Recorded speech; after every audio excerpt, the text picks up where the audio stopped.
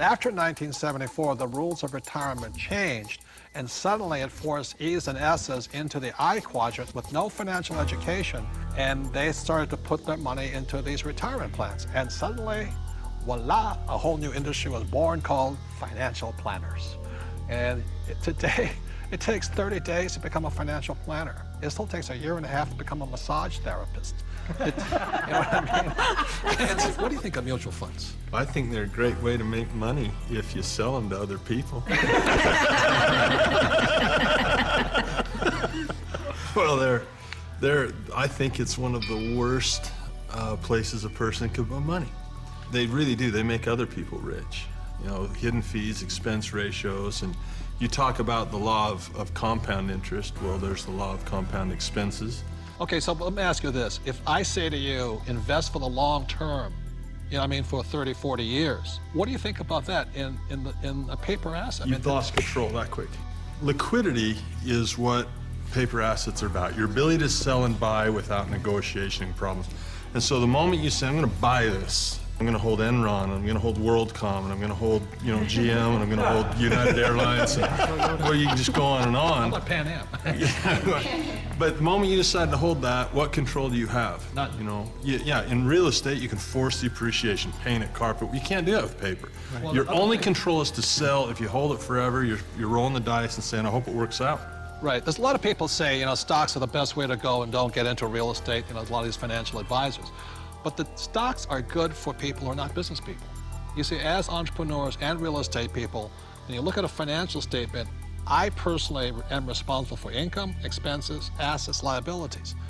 But as an investor, even in Microsoft, I have no control over income, expense, assets, and liabilities. Is that All correct? you can do is sell or hedge. That's all you can do.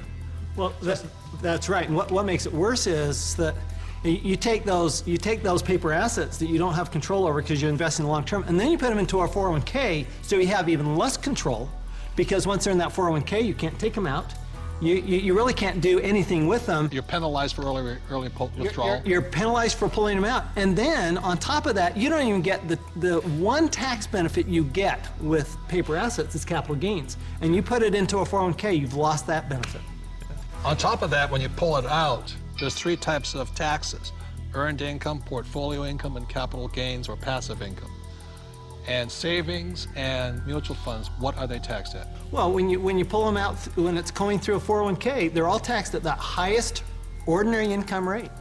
It's the worst thing you could possibly do if you plan to be rich. But if you plan to be poor, it's a pretty good plan. Robert, I've seen you take heat in the press by this, where you say they're risky. And I'll tell you where I think the risk is. When you sit down and they say, we're going to diversify you. You know, that way if one company goes down, you got all these other companies to buoy you up. And that's fine for a non-systematic type thing, but a system-wide problem, it does not protect us if the system breaks down. Because and I think it's not diversification. Yeah, it's more fragile now than I think it ever has before. And I think these people saying, well, I'm well diversified. They're not well diversified. You diversify across asset classes, not just in bunches of stocks, in my opinion anyway. So the problem here with diversification, it doesn't protect you from a crash. Right. And it's not diversification anyway. And Buffett does not, Warren Buffett, the world's greatest investor, reportedly, says diversification is something like it's protection from ignorance. Right. But it's ignorance from both the person selling you the plan as well as you who invests in the plan. But this is the biggest thing that really bugs me. When Kenny and I buy real estate, we always buy insurance, don't we? Yeah. And then when we drive a car, we have insurance. Right? Is there insurance for mutual funds? Well, not for the average person. No. I mean, Is there insurance on your 401k that what you put in will be there when you retire? And which is more likely to burn down in the next 5 years, your home or your 401k? And I'll say it again, we all drive cars with insurance, hopefully. We have houses with insurance. When we buy real estate, we have insurance.